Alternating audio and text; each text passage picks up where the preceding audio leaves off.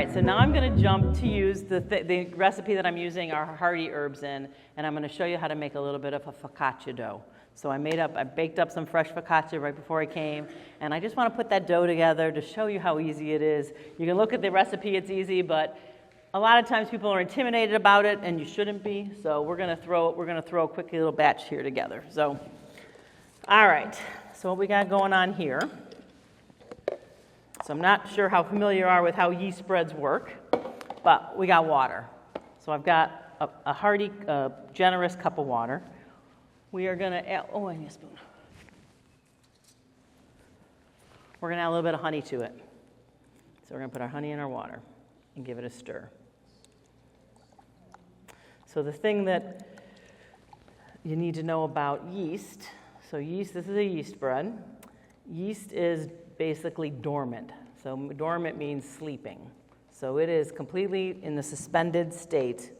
We keep it in the refrigerator, we keep it in the freezer, and it's alive, but it's dormant. And when it wakes up, it's hungry. That's what I always say. So just like Winnie the Pooh, you're going to give him some honey as soon as he wakes up. So that's what I do. I put the honey in the water, dissolve it, and it gives it something to start eating right away, and it wakes him up. So this is our yeast. So our yeast is going in, and we're going to stir that up to get it to dissolve.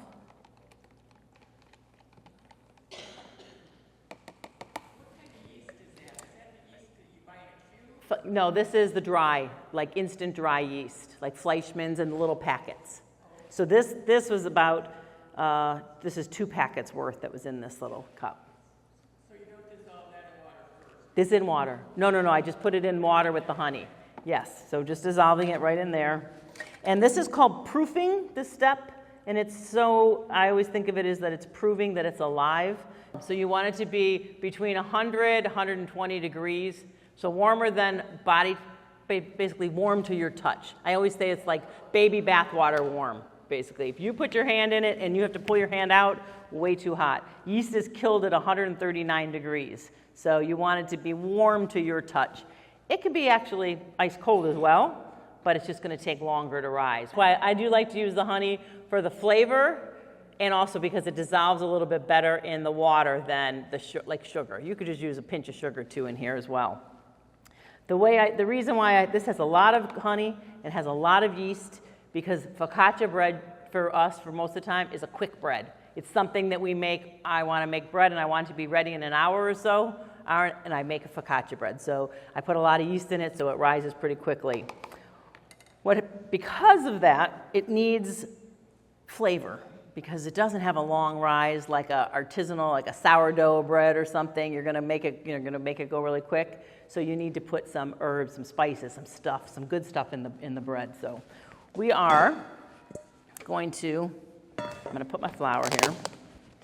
So I've got my 3 cups of flour.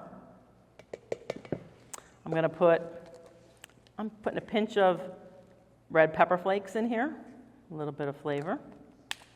I'm going to put a tablespoon of salt. So the same amount of yeast, I basically put the same amount of salt in.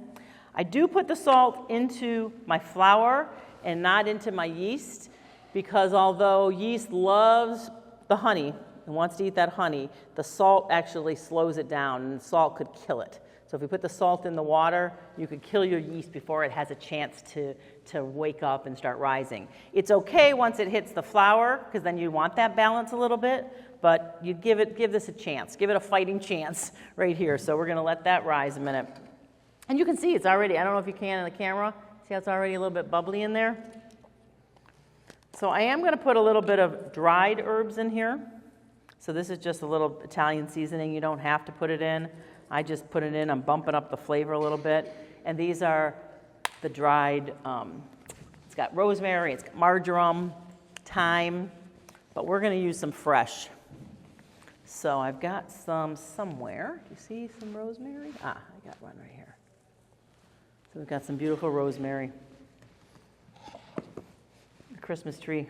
I'm going to actually use a little gadget that we got here. I think this is similar to the gadget that Trish bought to give to you guys for a raffle. And this is a herb stripper. So something like the rosemary. So you don't want to use the stem. And you want to pull it you want to pull it backwards, basically. So you can do it just like that, and all your little leaves will come off of it. And now we're gonna chop this up. You gotta be pretty firm. The rosemary is like, Christmas tree needles. So kind of firm. How are we doing over here? You know what? I don't think we were on. That was a very slow cooking over here. Super slow. All right, we're back on again. All right, so we're gonna put in a little bit of this beautiful fresh rosemary.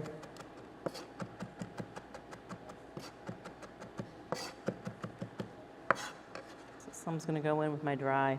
I'm gonna save a little bit out for later to go on top. All right, and we're gonna use some fresh thyme.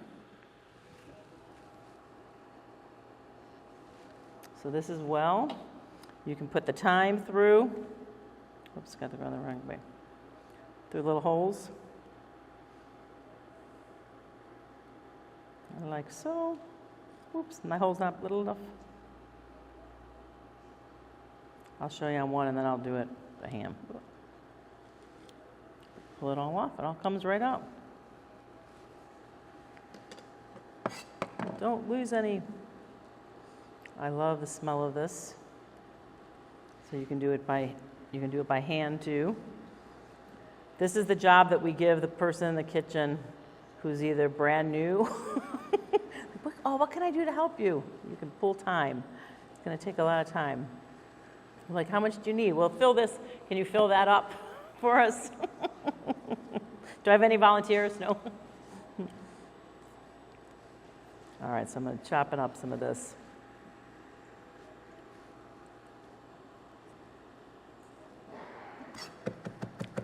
They're little leaves, but if you have a little tender stems in there, you can leave it in and you can just give that a little chop. Now, this bread, we're making it with the fresh herbs because it is the summertime and we have them. But if it's in the middle of the winter, you can make this focaccia bread just with the dried Italian seasonings in it. You could make it with no herbs in it whatsoever. You could just leave it the way it is. All right, we're going to add some olive oil.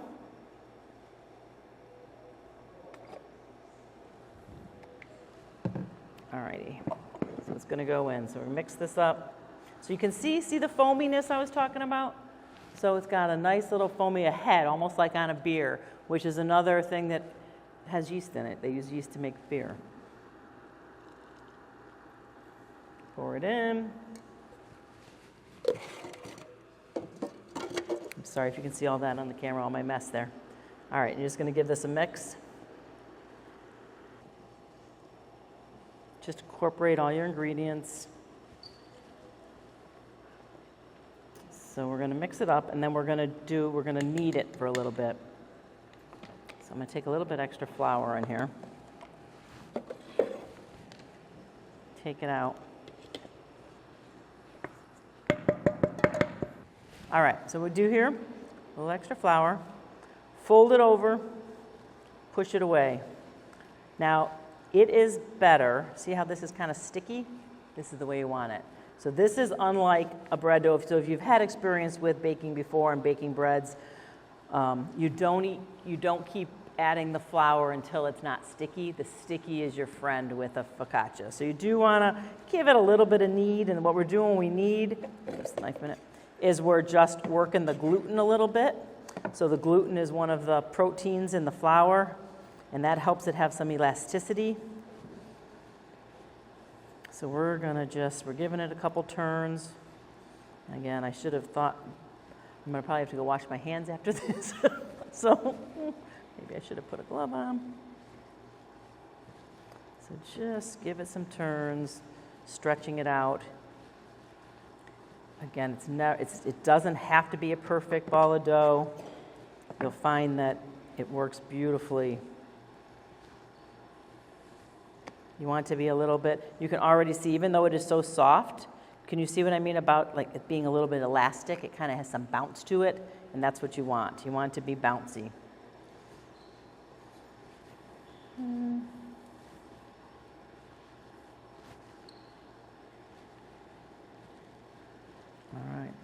It's pretty good. Now that I have a big mess on my hands, we're going to put it back in the bowl. You put some saran wrap on it or plastic wrap, and you put it aside. So the difference with the rating of, not the rating, but the flours are that protein. So it has to do with how much protein is in it. So the higher protein, like a bread flour, makes it tougher and gives it stronger, that it can hold the big bubbles, and a baguette, a focaccia, the ciabatta, the big, that's what you want. Bagel, that toughness when you go to eat into a bagel, and it gives, resist your teeth. The least amount of protein, like pastry flour, is tender crumb.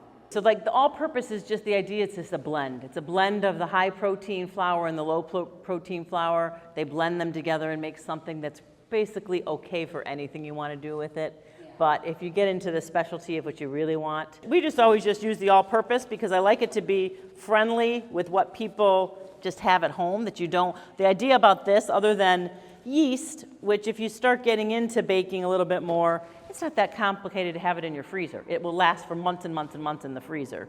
So you shouldn't have to go to the store. You should be able to just kind of like, oh, I got this in the freezer, I can just make it. So if you didn't have the right kind of flour, all-purpose flour is just going to be fine. So that's what we usually use. All right, just the last little thing I want to show you before I give you some samples is just what you would do to finish your bread. So see how it rose, so it's puffy. So just in that short amount of time, didn't take that long. All right, more olive oil. It's like cooking with herbs and olive oil today. That's our theme. So in the bottom, use your fingers. And I was pretty liberal. See how you can see it. So not a thin coat, just like a cake that you didn't want to stick. Pretty good coating. Now we take this out with a little bit of oil on your hands is a good trick to kind of get it out of the dish. It won't stick. Pick it up in here.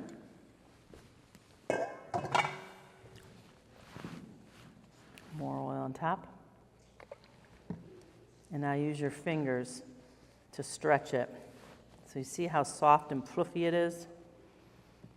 And you put divots with your fingers. And it presses all the way into the side of the pan. So the recipe that I did give you is this size batch. So at home, if you didn't have this pan, you may have a square cake pan. It's a little bit too small of a batch for a 9 by 13. It would be you could do it, but it would be much thinner than this is going to end up being. So all kinds of divots in there, all the way to the corner. And we saved out, let's get a little bit more olive oil. We saved a little bit of rosemary. The guy scrounged a tight amount. And the rosemary is going to come back on the top.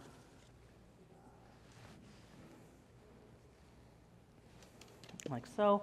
Thyme, you can put some of the thyme back on top.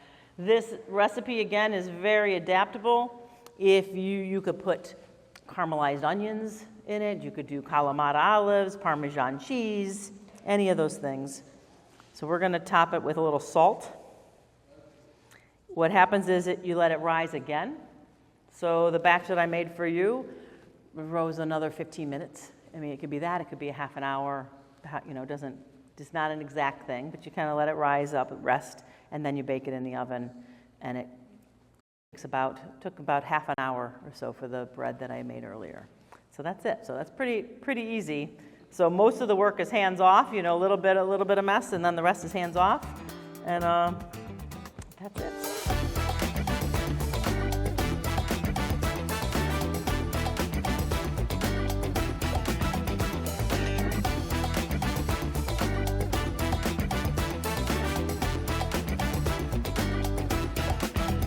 All right, I want to thank everybody for coming out today. It was a pleasure cooking with you. I hope you enjoyed yourself. I hope you're going to enjoy tasting the treats that we have and that you might try to make some of these at home.